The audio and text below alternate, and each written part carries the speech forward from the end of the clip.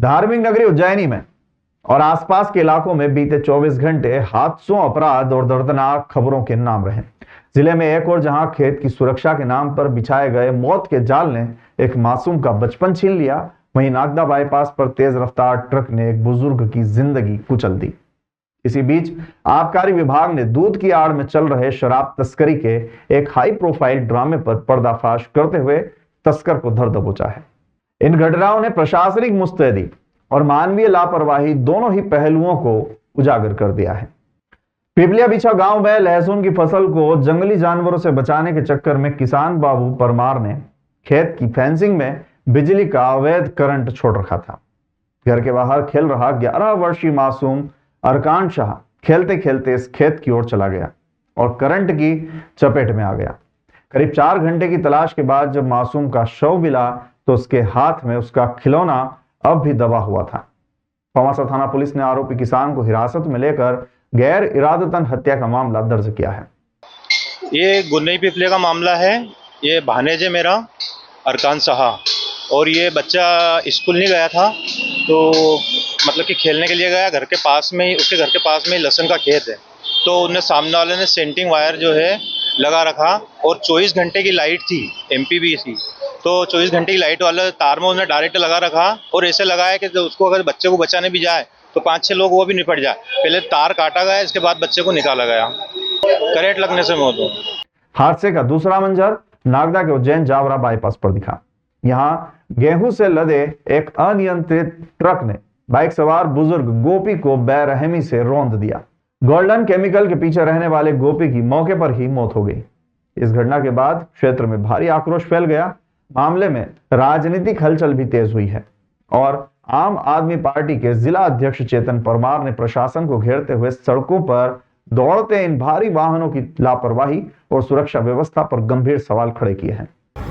अभी एक एक्सीडेंट हुआ है जो कि नागदा सिटी एंटर होते हैं इसी रोड पर हुआ है। इस रोड को लेकर मैं आपको एक बात बता देता हूँ कि आज 13 फरवरी है, शुक्रवार का दिन है। आज ही मेरी पद यात्रा थी नागदा से लेकर खाचरोद तक, जो कि नागदा और खाचरोद एसडीएम ने मना कर दी थी अपने तानाशाही के चलते। और देखिए यहाँ पर प्रतिदिन आए दिन एक्सीडेंट होते हैं। हमारे यहाँ के नेता, शासन, प्रशासन सबके सब चुप है। आज ये जो एक्सीडेंट हुआ है इसमें किसकी जिम्मेदारी कौन लेगा?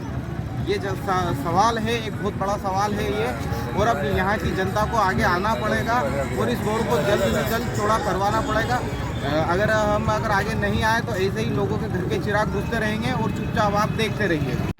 उधर अपराध के खिलाफ चल रही कार्रवाई के बीच आबकारी विभाग को एक बड़ी सफलता हाथ लगी है। मक्सी रोड पर सांची फैक्ट्री के पास आबकारी उप निरीक्षक हिमांशु अग्रवाल की टीम ने घेराबंदी कर मुन्ना लाल नामक व्यक्ति को पकड़ा है। आरोपी दूध वाला बनकर मोटरसाइकिल पर कैन लटकाकर शराब की तस्करी कर रहा था।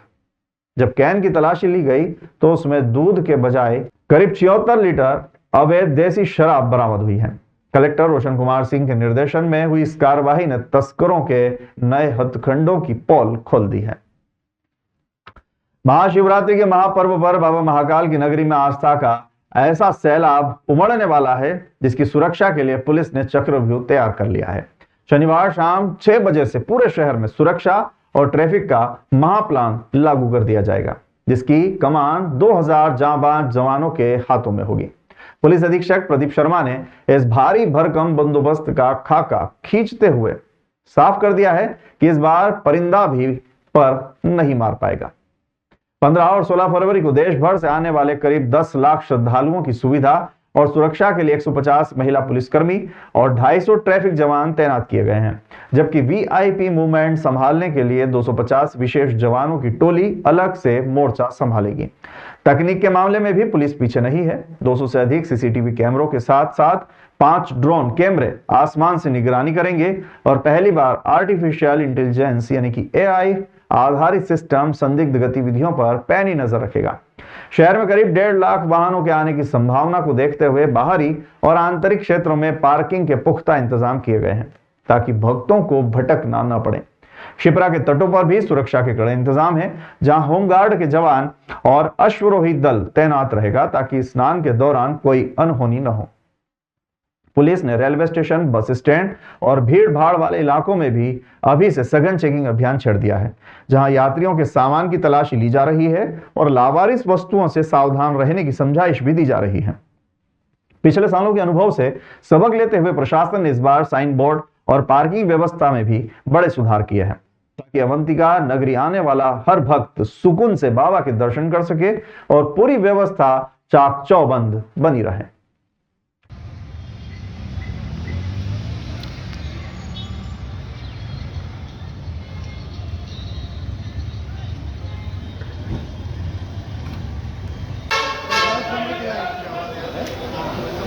ग्लव्स के लिए ग्लव्स ये खाना के लिए ये ग्लव्स खाना खिलाने के सर्विस का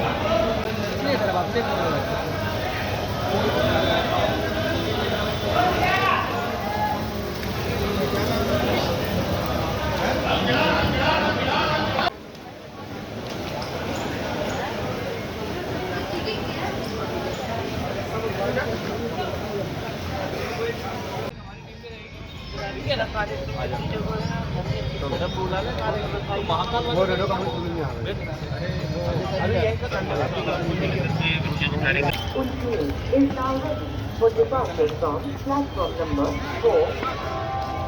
यात्रीगण कृपया गाड़ी संख्या 9।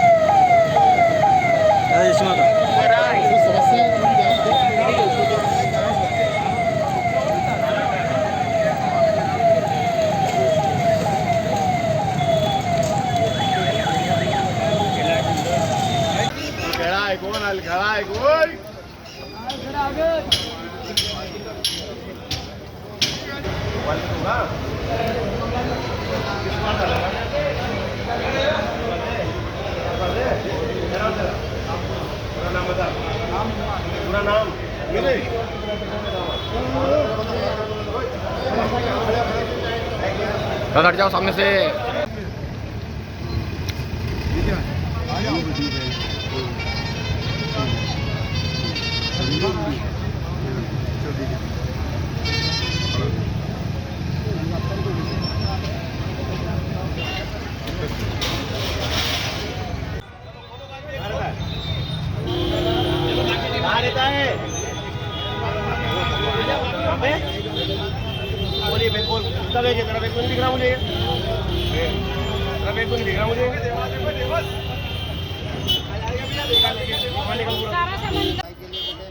यहाँ वो रतलाम काम कर रहे थे, आए तो क्या करने वाला यहाँ क्या करना है? काम करते थे रतलाम में। कहाँ काम करते थे?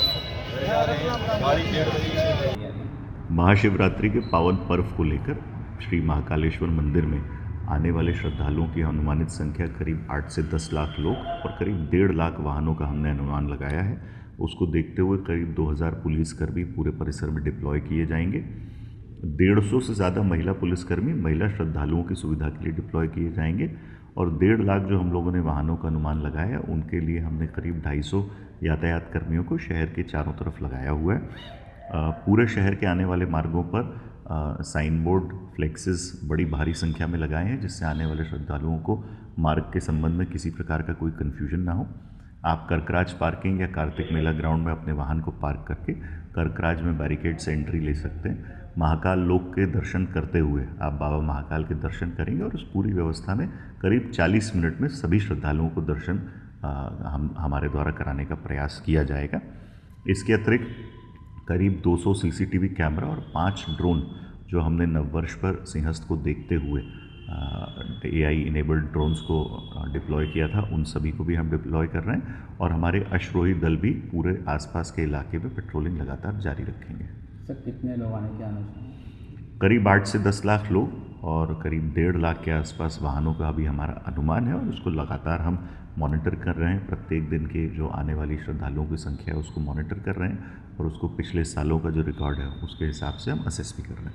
सर जो बाहर से श्रद्धालु हैं उनके लिए क्या दिशा निर्देश हैं, किन चीज़ों का पालन करें तो परेशानी नहीं? मैं सभी श्रद्धालुओं से अनुरोध करना चाहता हूं कि आप चाहे इंदौर की तरफ से आएँ, चाहे बड़नगर की तरफ से आएँ, चाहे उन्हेल की तरफ से आएँ या गरुड़ रोड से आएँ, हमने पर्याप्त मात्रा में साइन बोर्ड्स और फ्लेक्स पूरे इलाके में लगाए हुए हैं। सभी जगह पब्लिक यूटिलिटीज़ की फंक्शनैलिटी प्रशासन के द्वारा क्रिएट की गई है। आपको कर्कराज पार्किंग तक और कार्तिक मेला पार्किंग तक आने में किसी प्रकार की कोई असुविधा नहीं होगी और वहाँ से जैसे ही आप बैरिकेड में एंटर करेंगे आपको 40 मिनट में बाबा महाकाल के दर्शन होंगे। इसलिए दिए हुए निर्देशों का पालन करें जिससे सभी को सुलभता से दर्शन कराए जा सकें। खेतों में तार फेंसिंग और भुगतान की फांस, नागदा के यूथ सर्वेयरों ने एसडीएम को घेरा, पहचान पत्र की भी उठी मांग। उज्जैन जिले के नागदा तहसील कार्यालय में उस समय हलचल मच गई जब अपनी विभिन्न समस्याओं को लेकर स्थानीय यूथ सर्वेयर लामबंद होकर एसडीएम कार्यालय पर पहुंचे और ज्ञापन सौंपा। सर्वेयरों ने मैदानी स्तर पर आने वाली कड़वी हकीकत बयां करते हुए कहा कि जब वे गांवों में गिरदावरी और सर्वे के लिए पहुंचते हैं तो उन्हें सुरक्षा और तकनीकी दिक्कतों का सामना करना पड़ता है। सर्वेयरों की सभी मांगों को लेकर ज्ञापन दिया है। खेत में हम फसल करने जब गिरदावरी करने जा रहे हैं तो तार फिनिशिंग लगी हुई है, कहीं बाउंड्रियाँ भी लगी हुई है। उसकी दूरी लगभग 0 मीटर है। हमारा एसडीएम महोदय से निवेदन किया है हमने कि उसकी दूरी बढ़ाकर लगभग 50 मीटर की जाए और लगभग खरीफ का पेमेंट हमारा भुगतान हुआ नहीं है, लगभग 6 माह से ऊपर हो गए हैं। सर्वेयरों की मुख्य मांग है कि खेतों के चारों तरफ की गई तार फेंसिंग की वर्तमान 0 मीटर की दूरी को बढ़ाकर 50 मीटर किया जाए ताकि वे बिना किसी बाधा के अपना काम कर सके। इसके अलावा सर्वेयरों ने अपने 6 माह से अटके हुए खरीफ फसल के भुगतान को लेकर भी कड़ा आक्रोश जताया है और जल्द से जल्द राशि जारी करने की मांग की है। हमारी सबसे पहले तो आईडी कार्ड को कि हम अगर किसी भी किसान के पास जाएं तो वो कार्ड दिखाएं, क्योंकि किसान हमें सबसे पहले ये पूछते हैं तुम किसके आदमी क्यों आए हो, क्या करने आए हो हमारे खेत की तरफ। अभी खेतों में किसानों के कुछ पाइप भी रख रखे हैं, कुछ सामान भी रख रखे हैं, तो उनको वो भी विश्वास नहीं, क्योंकि आए दिन चोरों की घटना भी हो रही है। इस कारण एक तो अगर हमारे पास कार्ड होगा ताकि हम भी किसान को गर्व से दिखा सकें कि ये हमारा कार्ड हम शासन की तरफ से नियुक्त किए गए और हमारा पेमेंट पिछला भी बका है, उसके बारे में भी हमने अभी बात हुई है एसडीएम मैडम से, तो एसडीएम मैडम ने बोला है कि जल्दी जल्दी तुम्हारा पेमेंट रिकवरी किया जाए और डलवा दें। फील्ड पर पहचान के संकट को देखते हुए उन्होंने प्रशासन से आधिकारिक आईडी कार्ड यानी कि पहचान पत्र जारी करने की भी बात कही है ताकि किसानों को अपना परिचय देने में उन्हें कोई परेशानी न आए और वे अधिकृत रूप से अपना काम कर सके। सर्वेयरों का कहना है कि बिना आईडी कार्ड के किसानों के बीच काम करना उनके लिए चुनौतीपूर्ण हो रहा है। एसडीएम ने इन मांगों पर गौर करते हुए उचित कार्रवाई का भी भरोसा दिया है। इस जुलाई में एक लोकल सर्वेयर के रूप में की गई थी हर पटवारी हल्का नंबर के साथ सर्वे वगैरह करने में। तो सर हमने उस अपनी मेहनत से काम किया हर बात और हर फसल में बिना हमारा पेमेंट नहीं मिला अभी तक और फार्मर रजिस्ट्री का भी कार्य किया था सर हमने। और इस बार क्या हुआ सर कि पहले तो जब 2024 में हमने करी थी तो उसमें दूरी लगभग 50 मीटर थी और इस बार 0 मीटर तक। 0 मीटर में इतनी तकलीफ आ रही कि हमें खेत की मेड़ के अंदर बाहर जाना पड़ रहा, जहाँ आजकल करंट के तार लगा रखे लोगों ने, क्या वो करे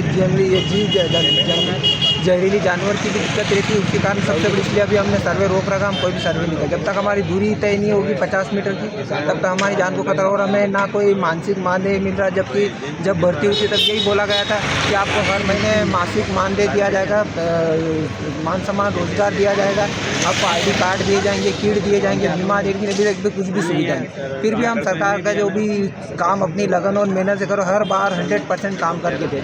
फार्मर आईडी का काम हमने एक सब ने करके दिया और कितनी तकलीफ है बिना पैसों से और उससे घर घर जाए।